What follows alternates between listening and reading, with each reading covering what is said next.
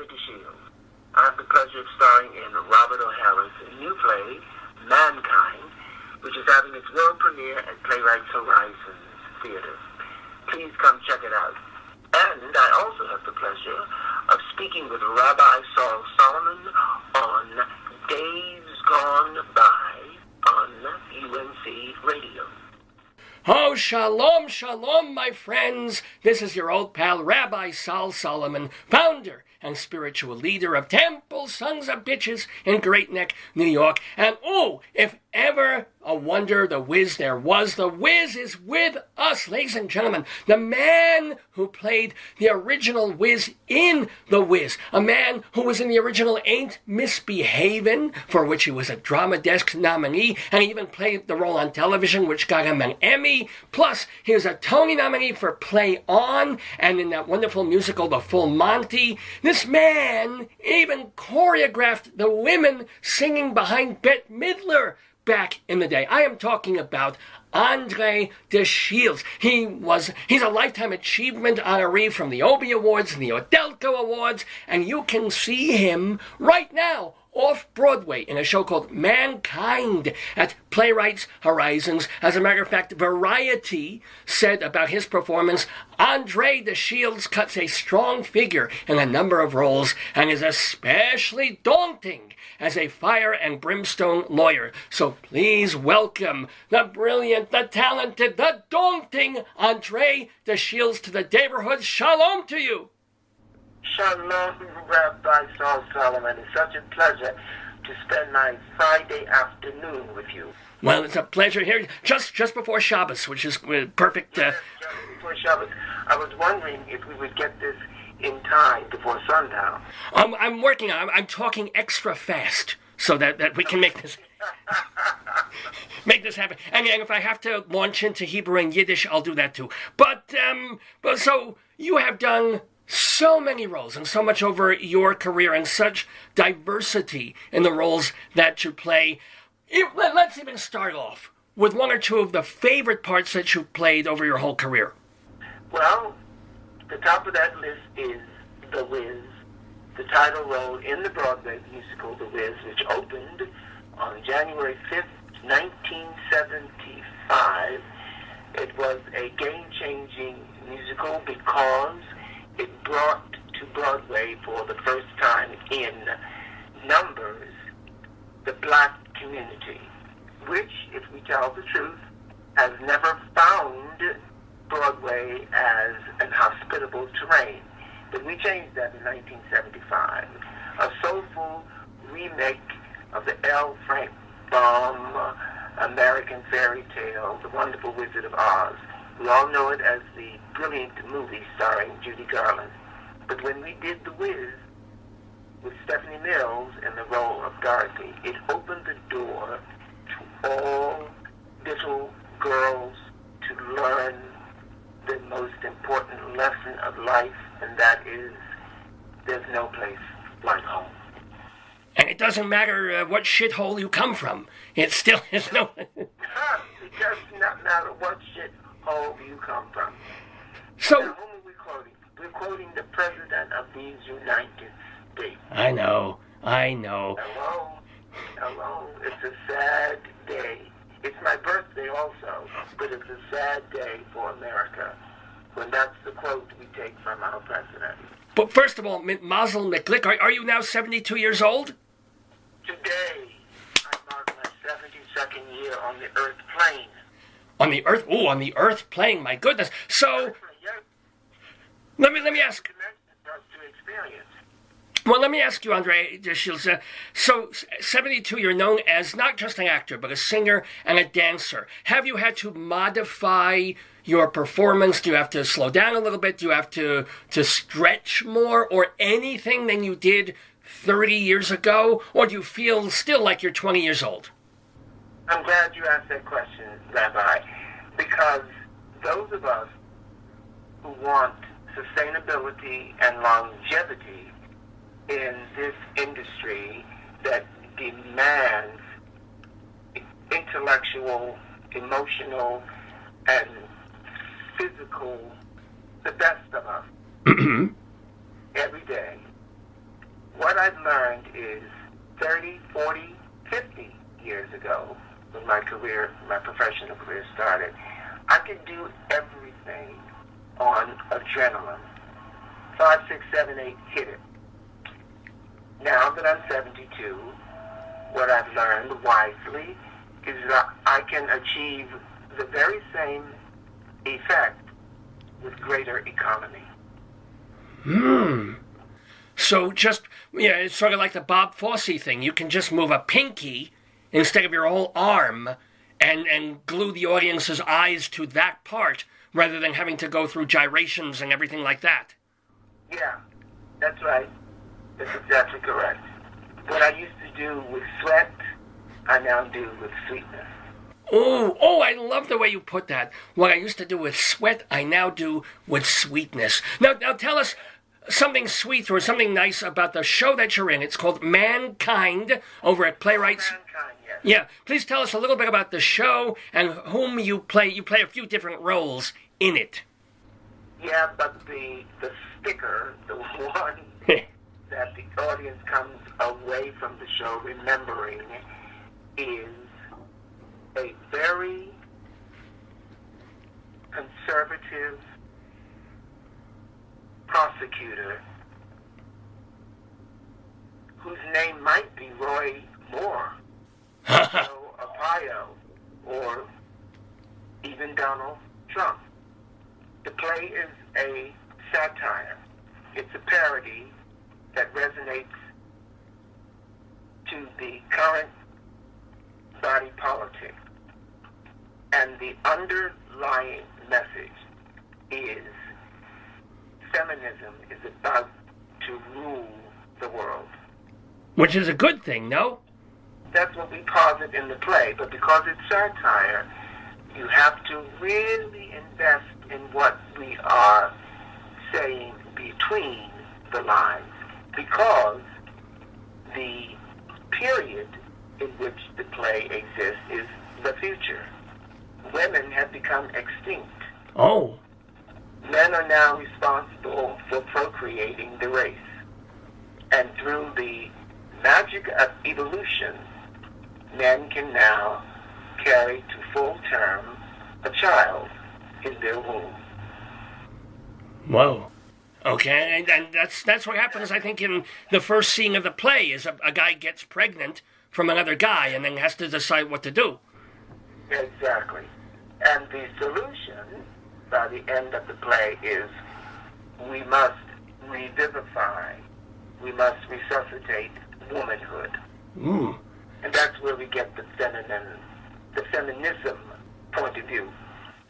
And as both someone who's now read and performed the play dozens and dozens of times and is performing in it a character, what do you get from the play specifically? What theme do you carry away from Mankind?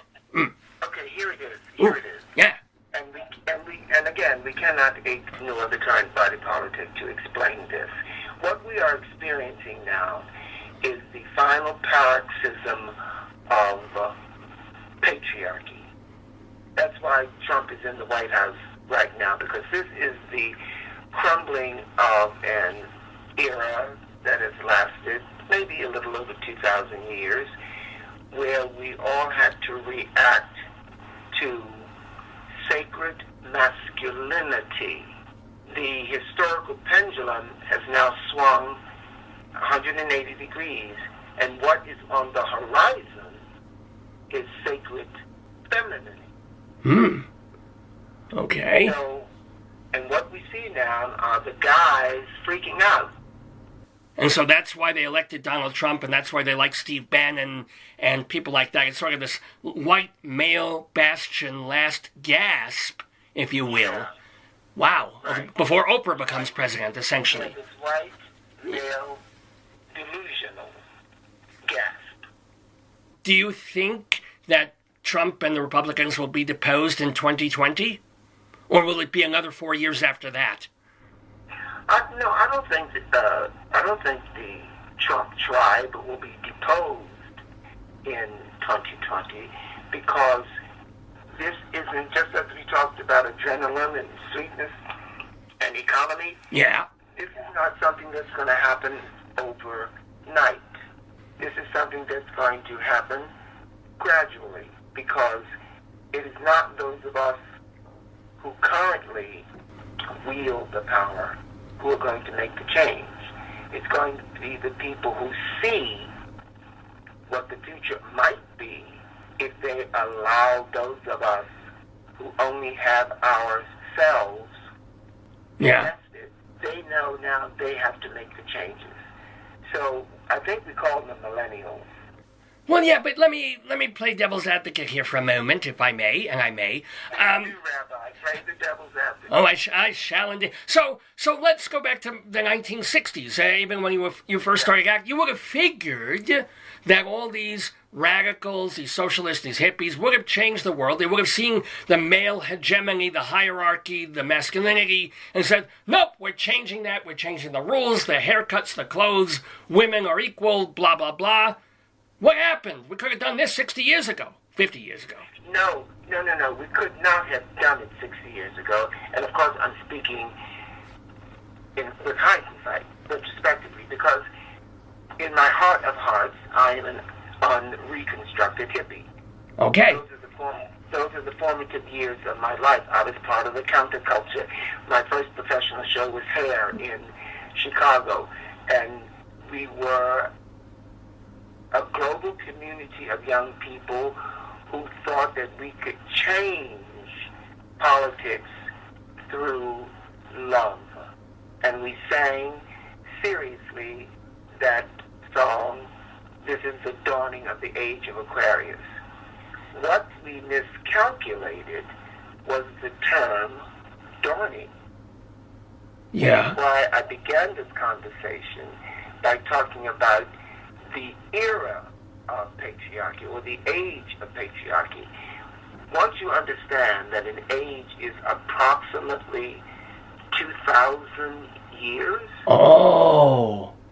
then to say in 1967, 68, those final summers of love, that this is the dawning of the age of Aquarius, means that now in the 21st century, we are on the threshold of the age of Aquarius. So you're saying we have to wait until the 23rd century before things turn around? No, 23rd millennium, oi. 2,000 years, that's a long time, yeah. No, but a year ago we were in the 20th century. Well, yeah, okay. You know what I mean? Yeah. Not a year ago, but in 2000 the century turned. Right. So those of us who were saying this is the dawning of the age of Aquarius in the 20th century simply miscalculated. We're now on the threshold of the age of Aquarius, and it is for the next generation, which we call millennials. I hope to the other side. I hope you're right. I do. We say yeah. The age spectrum of millennials, we say, is from 24 to 36 or something like that. Now, let me ask you, Andre DeShield, since we're talking about change and people who aren't in the hegemony, shall we say, in the power positions. Well, you have been openly gay for many years. How many? At what point did you feel comfortable, or were you early on the curve? Were you out, shall we say, in the 1970s or early 80s? Well, I was out when I was born. Okay. And because I'm 72, I lived at a time before the gay revolution, if you will. When I was growing up, the term gay still meant happy, carefree. Right. You only found that term in the American Songbook, in compositions right. that old poets. Glitter and be gay and all that, yes. Yes, and that sort of thing. So I grew up in a family of 11 children. Right? Yes. I never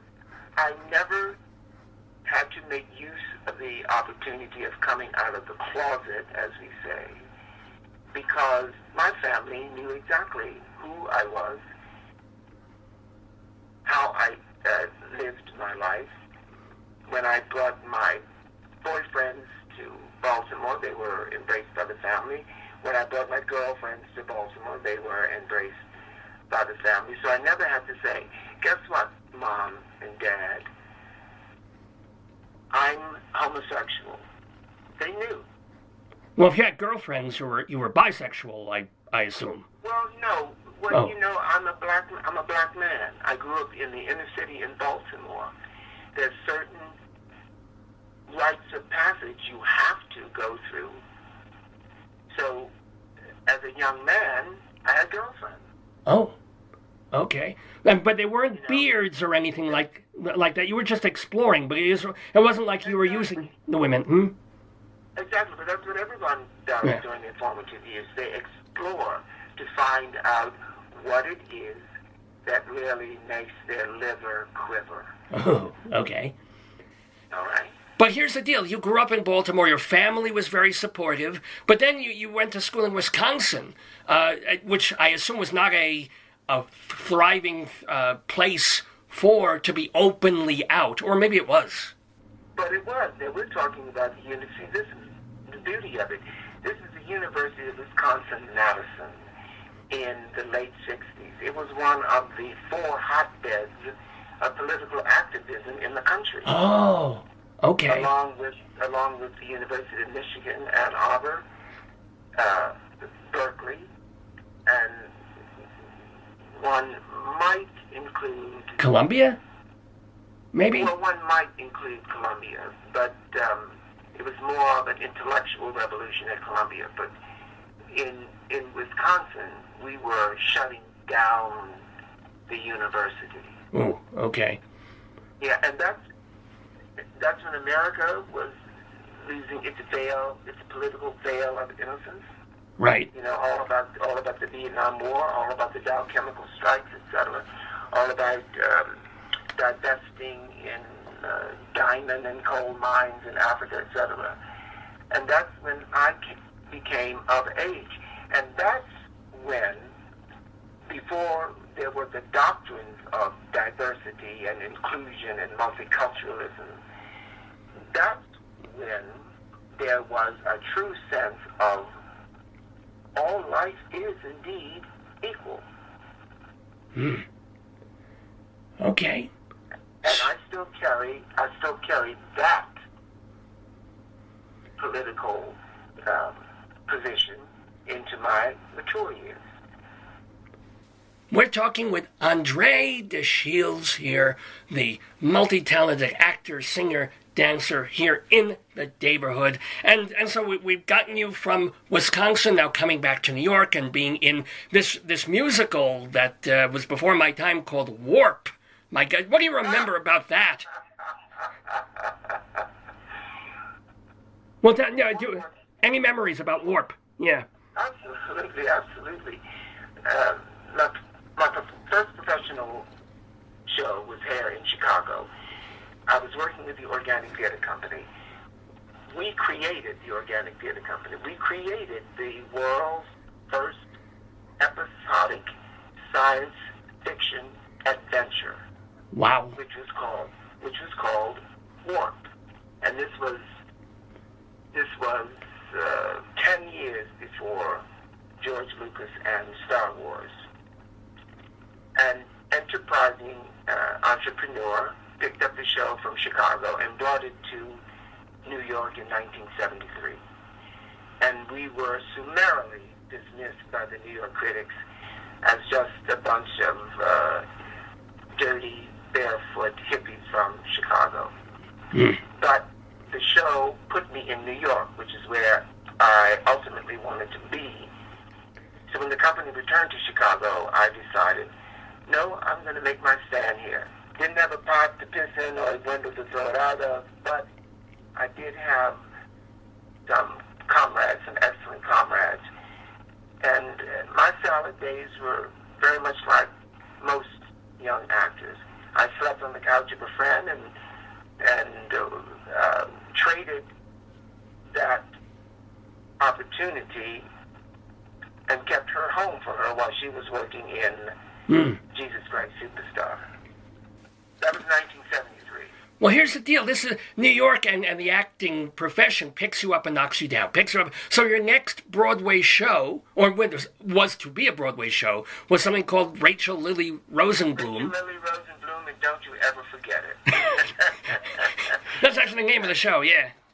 That was the title. It was written by Paul Jabara as a project for Bette Midler. Oh. And at the time, Bette Midler was, becoming the divine Miss M.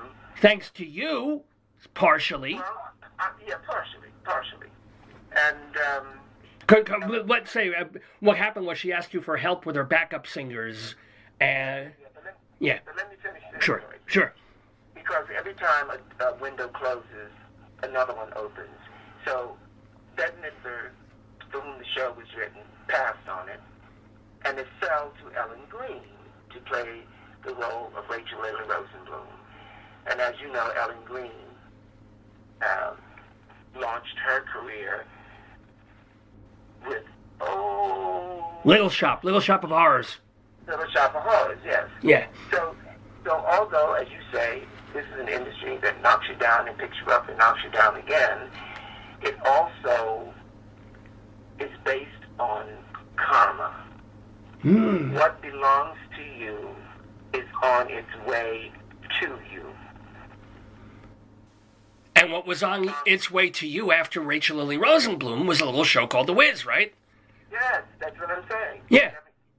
Arrived in New York in 1973, get summarily dismissed by the New York critics. 1 year later, I'm achieving a national profile. Did it change? It certainly changed your professional life, but did you ever have that moment like, oh, I'm going to be rich, I'm going to be famous, did it go to your head at all, or you always kept your head? No. It went to my heart more than it went to my head because again, I come from an era when we were reminded whatever we do, whatever we say, wherever we go, we are representing the race. So when I had the opportunity to create the title role in The Wiz, I was doing it for my family first, and I was doing it for my nation second, the nation of African Americans. So you wanted to make sure that it was a role that was decent and uplifting and role modeling. And powerful and defiant and door opening.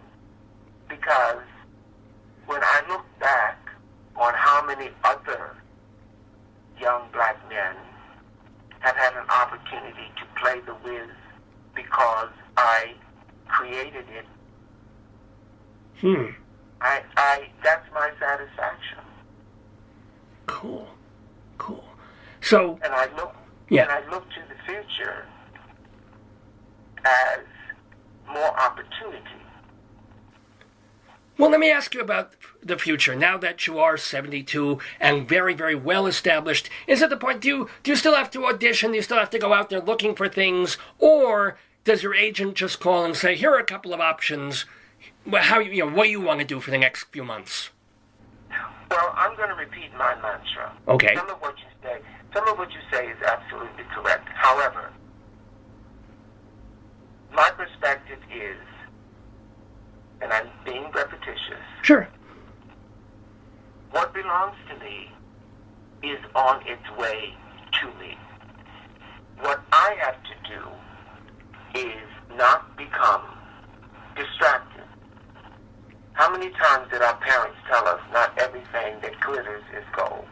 Mm-mm. What I believe and what I remind my young colleagues as often as I can, and I still think they don't hear it often enough, the universe is made for our pleasure. Think of it as a cornucopia spilling its abundance. There is enough for everybody. There's no such thing as inadequacy. There's no such thing as lack. There is enough for everybody. The problem is we spend so much time chasing blessings that have other people's names on it. When we don't receive it, we think that we must compete. No. What we have to do is pursue the blessings that have our names on it. Well, yeah, but you can't tell in the pursuit which will or which won't. I mean, every actor that's what an audition is. You're pursuing a role and you don't know whether it has your name on it until the casting director says you're in callback. Don't empower the casting director that way. I mean, there's definitely a network of people and positions who make this industry work. However, the proof of whether you are on the right path is when the universe conspires to help you. It's not when the casting director conspires to help you. It's when the universe says, I'm going to help you. That's when you know you're on the right path. Well, we are on the right path here talking with Andre DeShields. Remember that you can go see him now off Broadway in the comedy play Mankind at Playwrights Horizons. It's running through the end of the month off Broadway. Also, you're going sort of back in time and forward at the same time by directing one of the shows that made your name as a performer, Ain't Misbehavin'. You're doing that at the New Jersey Performing Arts Center the first week in February. What is that like, going back to a role you've played and then going to another actor and saying, okay, do this song? Well, that is my gift. That's how I pay it forward, because I can, as the source, I can put the actor who is now going to play Andre right where it all began. Think of it as passing the mantle. Also, there are very specific reasons for doing it now. NJPAC wants to celebrate Black History Month, which is February, the shortest and coldest month of the year, but we could take that up later. Okay. And I want to, in my small way, celebrate the 40th anniversary of Ain't Misbehavin'. In 1988, the original cast, 100% of the original cast, came together and did the 10-year anniversary of Ain't Misbehavin' on Broadway. We were looking toward doing the 20th anniversary together, but Nell has gone to Hollywood. We were all doing different things. So we looked to the 30th anniversary, and Nell had died. So I'm thinking there's never going to be another opportunity for the original cast to come together and celebrate Ain't Misbehavin'.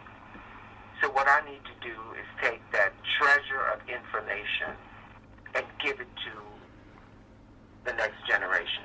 So this is part of what we're doing at NJPAC. Now let me... Yeah. Yeah. So that's happening in February. But the 40th anniversary would have been in May. This past May or next May? 1988. Yeah. Yeah, May 2018. Wow. Oh, I'm saying all of that energy, all of that emotion, all of that sentiment, I'm investing in directing and choreographing a group of 5 tremendously talented people who are very much the same age that the original company was 40 years ago when we were doing it. For instance, the young man who's going to play Andre is 29. When I did Ain't Misbehavin', I was 30. I get it. Yeah, and I get chills even talking about it. Well, yes, but here's what theater geeks want to know is, when will you be getting together the original anniversary cast of Prymate? This is what people want. I'm kidding. No, okay. You know, Prymate was a high point in my career. It was one of the most enlightening, entertaining, and ecstatic times that I've ever had on the stage. But we can't get the original company together again because the brilliant Phyllis Freelich, that great deaf actor from the West Coast, has since died. I should explain to people who are not theater geeks that Prymate was I did not see it, but apparently it was a very, not experimental play, but it was a play that took a lot of chances that a lot of the theater critics kind of wished that it didn't. It had to do with apes and with imitation of apes, and there was weird stuff on stage. But you're saying it was a great... There was no. Oh, no. There was no weird stuff on stage, and it had nothing to do with imitating apes. What it had to do with was the relationship that we, as primates, have with other primates. Okay. Yeah, I cannot speak to it because I did not see the play. I'm just saying that if you read the reviews, it was not a well-accepted play, but it sounds like you had a fabulous time and got a lot out of doing it. It wasn't a well-reviewed play because many people come to the theater to have their current state of mind, political, emotional, and otherwise, confirmed. That is not what Prymate was about. Theater must also challenge. Theater is tremendous opportunities to do effective storytelling. Not all stories are fairy tales. Oh, for sure. So this was holding a mirror up to society and looking at its blemishes, looking at its flaws. And some people are not comfortable with that.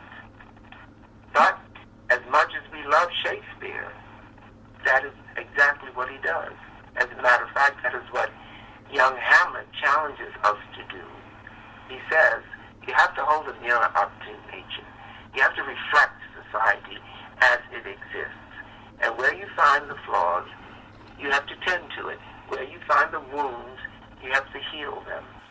Well, sure. I mean, and you can say that about any good play, though, is that it doesn't just confirm our innate feelings and stereotypes and what we already know going in. But many times, plays and musicals simply serve to divert. Oh, yeah. Well, I'll tell you a show that you were in that the producer and the host of this radio program, Dave, saw on Broadway and found quite diverting, even though a lot of critics didn't appreciate it, was a show called Impressionism. He liked that show quite a bit. Do you remember? Of course you remember that one. You were in it with Jeremy Irons. Jeremy Irons and Joan Allen. And I got to play a Jewish baker. There you go. So, any memories of working with Jeremy Irons and Joan Allen on that show? Any anecdotes? Any thoughts? Yes. You hit on it early in this conversation, Rabbi. Mm-hmm. This industry, the litmus test of this industry is that it guarantees two things, and it's not fame and fortune. It's rejection and insecurity. Now, here's the cautionary tale. If you are about to make a choice to enter this industry, you have to understand that you're going to be rejected on a daily basis. You're going to have to deal with insecurity, emotional, psychological, financial insecurity. So you're going to be hungry. If you can make rejection your meal, you're going to be lonely. If you can make insecurity your companion, then this is the path for you. But if you have any concern about those two challenges, then you need to be doing something else. And leave it to those of us who have chosen this profession, and likewise, the profession has chosen us. That's what I mean by the test is when the universe conspires to help you. Well, we count ourselves lucky that you, Andre DeShields, have chosen this profession, and it has chosen you, and that you have chosen to appear on this show. We want to remind folks that we can see you off-Broadway in Mankind, playing for the month of January off-Broadway at Playwrights Horizons. Also, go see your direction of Ain't Misbehavin' at the New Jersey Performing Arts Center from February 1st through the 4th. Our last question for you is that you've got a one-man autobiographical show that you do called Confessions of a Pimp. That's the name of it. No. Uh-oh. No what? It's called Confessions of a P-I-M-P. There's a period after every one of those initials, which means that it's an acronym. For what? Positive individual making progress. Okay. I was wondering how to pronounce that. So it's Confessions of a P-I-M-P, which you are certainly a positive individual. We haven't seen, you've done that in Chicago. When are you bringing that to New York, if at all? Well, it takes time to create these pieces, and the first 2/3 of the show were created in New York at the Laurie Beachman Theater, which is downstairs of the West Bank Cafe. Oh, yeah. I finished the third in Chicago, which is when we had the first opportunity to put it all together. Now, to bring it to New York, which is what every producer has to face, requires a little more finances than I have right now. But it is not a lost cause. Well, we certainly hope not. We certainly will come to Broadway at the very least, and you'll bring it back, and we can all, you've told us just a smidgen about your biography. There's so much more, I am sure. Of course, we even invite you to come back on the program whenever you want to, because it's been a delight talking to Andre DeShields here in the neighborhood. All we can wish you is further positivity, tons of more singing and dancing and acting and work and joy in your life. Thank you, Rabbi. Shalom to you. Shalom.